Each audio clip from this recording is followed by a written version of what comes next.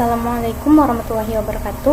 Perkenalkan, saya Anissa Pertiwi, NIM 21060004, Program Studi Ilmu Ekonomi dari Universitas Negeri Padang.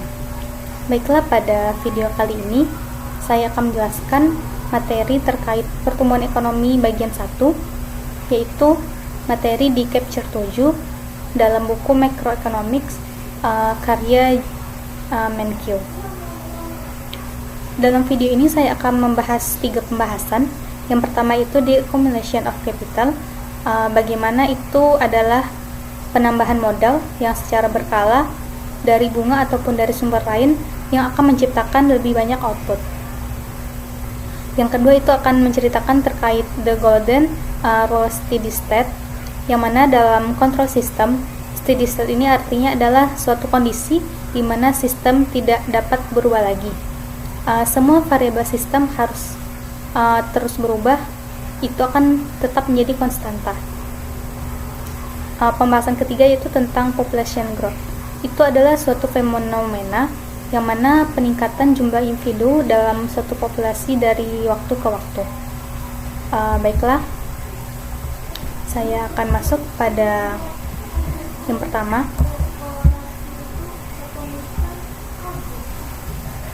yaitu terkait Solow Growth Model.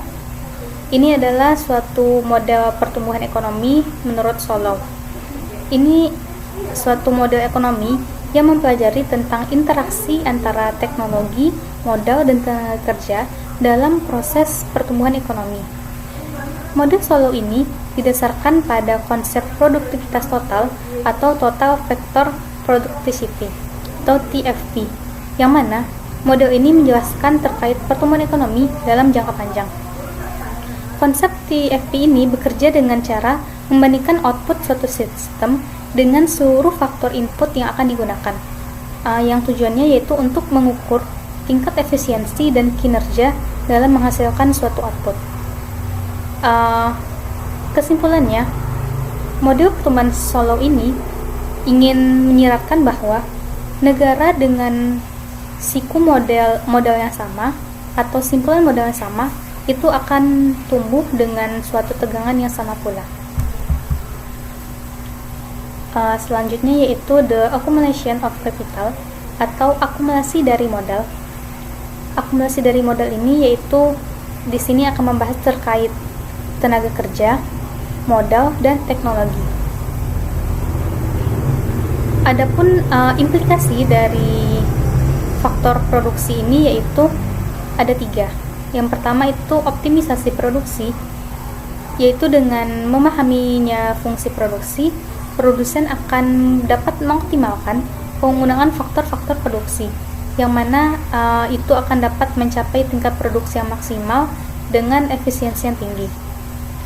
Implikasi yang kedua, dengan memahami fungsi produksi, itu akan meningkatkan efisiensi.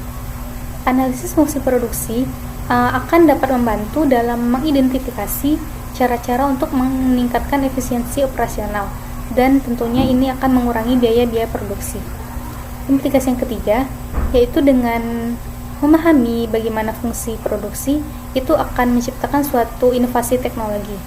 Pengembangan teknologi baru itu dapat mempengaruhi bentuk fungsi produksi dan membuka peluang untuk peningkatan produktivitas dan pertumbuhan ekonomi tentunya. Faktor produksi sendiri ini adalah suatu transformasi dari beberapa input.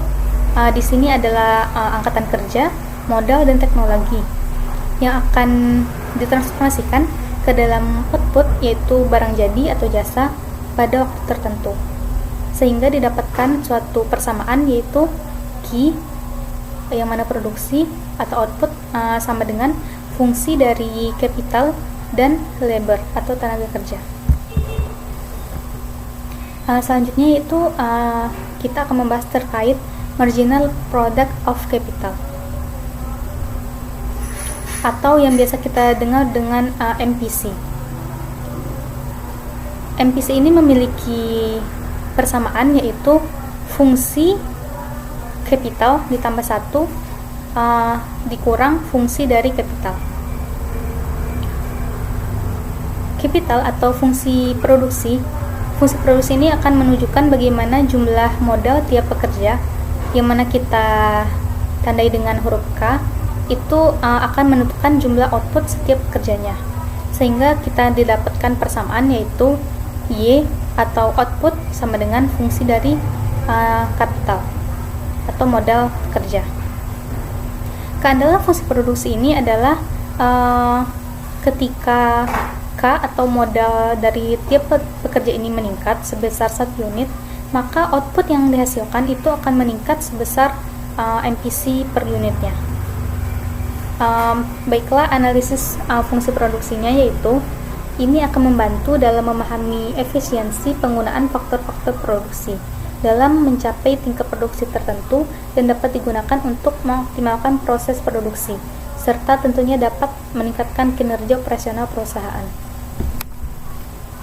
Sebagaimana yang bisa dilihat di grafik, itu sumbu X itu adalah kapital atau modal, dan sumbu Y itu adalah output, dan MPK itu kurvanya itu bergerak ke kanan atas. Selanjutnya yaitu kita akan membahas terkait permintaan terhadap barang dan fungsi konsumsi. Di sini ada beberapa persamaan yang dapat kita ambil, yaitu yang pertama, Y sama dengan C ditambah I, yang mana ini artinya Y ini adalah output, C adalah konsumsi, dan I adalah investasi.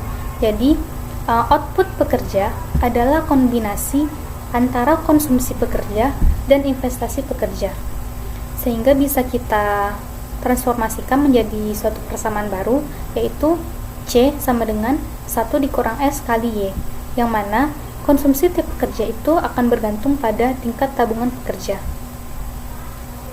Maka ketika dibalik persamaannya akan menjadi Y sama dengan 1 dikurang S dikali Y ditambah I. Artinya yaitu output yang dihasilkan adalah kombinasi dari tabungan ditambah investasi. Sehingga dapat disimpulkan bahwa I sama dengan S kali Y, atau investasi ini sama dengan tabungan. Atau bisa kita simpulkan bahwa tingkat tabungan pekerja adalah bagian dari output yang digunakan untuk investasi. Bagaimana yang kita lihat di dalam grafik, yaitu sumbu X itu adalah konsumsi dan sumbu Y itu adalah output. Bisa dilihat di sini, di kurva berwarna merah itu adalah garis investasi dan kurva warna biru itu adalah garisnya output. Maka output itu adalah kombinasi dari investasi dan tabungan dari si pekerja. Output ini adalah investasi, I, dan C adalah konsumsi dari pekerja. Itulah output yang dihasilkan oleh pekerja berdasarkan fungsi konsumsi. Selanjutnya yaitu kita akan membahas bagaimana tabungan dapat mempengaruhi pertumbuhan. Maka dalam model Solow ini tadi dijelaskan bahwa jika tingkat tabungan itu tinggi, maka perekonomian akan memiliki persediaan modal yang besar, sehingga tingkat outputnya juga tinggi. Namun jika tingkat tabungan rendah, maka perekonomian akan memiliki persediaan modal yang kecil, dan tentunya tingkat outputnya juga menjadi rendah, karena kita ketahui bahwa output adalah kombinasi dari investasi dan modal tadi. Sebagaimana yang kita lihat di dalam grafik, yaitu K1 yaitu sebagai modal pekerja. Ketika modal bertambah ke K2, maka tentunya investasi pekerja juga akan bertambah, yang mana dipotong oleh depresiasi atau penyusutan setiap periodenya. Kenaikan tingkat tabungan ini akan menyebabkan persediaan modal yang tumbuh ke kondisi mapan yang baru. Jadi dapat disimpulkan bahwa ketika modalnya semakin besar, modal pekerja semakin besar, maka tabungannya untuk berinvestasi itu akan semakin besar pula, sehingga output yang dihasilkan itu nantinya akan semakin besar. Baiklah, selanjutnya itu kita lanjutkan ke bagian the golden rule level of capital. Ini adalah tingkatan modal dengan kaidah emas. Ketika yang sebelumnya kita sudah membahas tentang model pertumbuhan berdasarkan pendapatnya Solow, ini kita akan membahas terkait bagaimana modal itu dalam kaidah emas. Karena sebelum terjadinya barter itu ada sistem di mana kita menggunakan emas sebagai alat pembayaran. The golden rule ini memiliki persamaan, yaitu hampir sama dengan yang tadi, yang mana consumption itu sama dengan output dikurang investment. Di sini dikatakan bahwa nilai kondisi mapan, yaitu modal, yang memaksimalkan konsumsi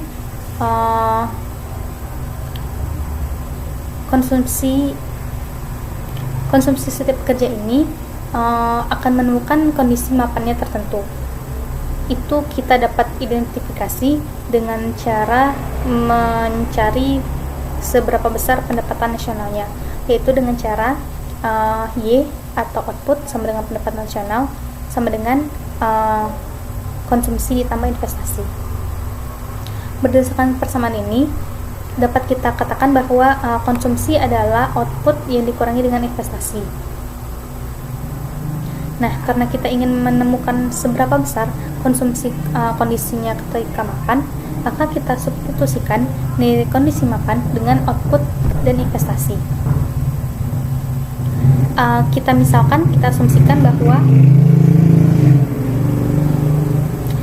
asumsikan bahwa output setiap pekerja itu pada kondisi mapan adalah fungsi dari modal, di mana K ini adalah persediaan modal setiap pekerja pada kondisi mapan tersebut. Lalu persediaan modal tidak akan berubah pada kondisi mapan,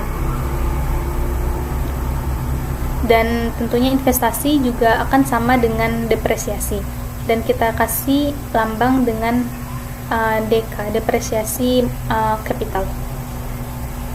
Lalu kita substitusikan fungsi dari kapital ini untuk Y output dan DK depresiasi kapital tadi dengan investasi, sehingga kita dapat persamaan baru konsumsi tiap pekerja pada kondisi mapan, yaitu C sama dengan fungsi dari K dikurang dengan DK. Artinya di sini konsumsi setiap pekerja adalah fungsi dari kapital dikurang dengan depresiasi kapital, depresiasi modalnya.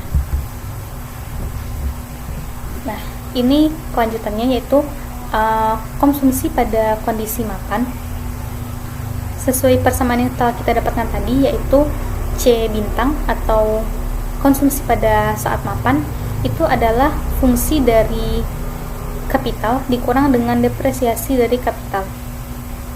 Menurut persamaan ini, konsumsi pada saat mapan itu adalah sisa dari output kondisi mapan dikurangi dengan depresiasinya. Ini menggambarkan bahwa kenaikan modal pada saat kondisi mapan memiliki dua efek yang berlawanan pada konsumsi pada kondisi mapan. Pada satu sisi, ketika lebih banyak modal berarti akan lebih banyak output. Namun di sisi lain, ketika modal lebih banyak itu juga berarti lebih banyak output yang harus digunakan untuk mengganti modal.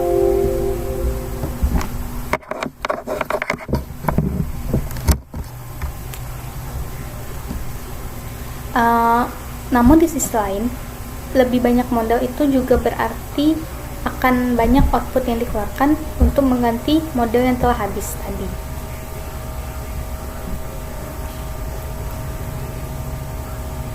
Konsumsi pada kondisi mapan ini dapat kita katakan bahwa output yang digunakan perekonomian itu digunakan untuk konsumsi atau investasi. Pada kondisi mapan, investasi ini juga dapat dikatakan sama dengan depresiasi. Jadi konsumsi adalah selisih dari output dikurang dengan depresiasi.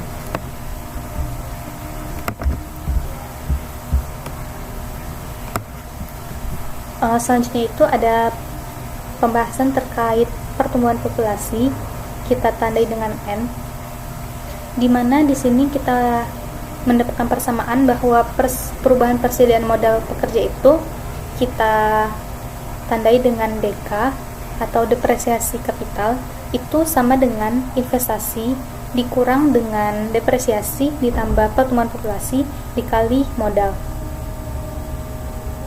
Lalu kita substitusikan fungsi dari saving dan modal ini kepada I, sehingga didapatkan persamaan, yaitu DK atau depresiasi kapital sama dengan investasi atau fungsi dari modal dan tabungan dikurang dengan pertumbuhan populasi ditambah dengan depresiasi dikali dengan modal. Sebagaimana yang terlihat di layar, persamaan ini menunjukkan bahwa bagaimana investasi, depresiasi, dan pertumbuhan populasi ini mempengaruhi persediaan modal pekerja. Investasi itu akan meningkatkan modal, sementara depresiasi dan pertumbuhan populasi itu akan mengurangi modal. Nah, dan ketika kita tidak memasukkan variabel N atau variabel pertumbuhan populasi, maka kita sedang mengasumsikan bahwa pertumbuhan populasi itu adalah 0, atau bisa dikatakan tidak ada populasi. Itu kita anggap saja sebagai konstantanya. Terakhir itu kita akan membahas terkait tabungan atau saving.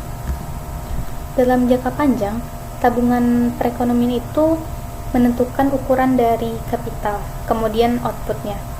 Dan semakin tinggi tabungan, maka semakin tinggi pula persediaan modalnya dan semakin tinggi pula tingkat output yang dihasilkannya. Kenaikan tingkat bunga itu akan menyebabkan pertumbuhannya lebih cepat, pertumbuhan ekonominya lebih cepat, tapi akhirnya pertumbuhan itu akan melambat juga seiring dengan kondisi mapannya itu yang ketika sudah tercapai. Meskipun tingkat tabungan yang tinggi ini juga akan menghasilkan tingkat output mapan yang lebih tinggi, namun tabungan ini sendiri tidak dapat membangkitkan pertumbuhan ekonomi secara berkelanjutan.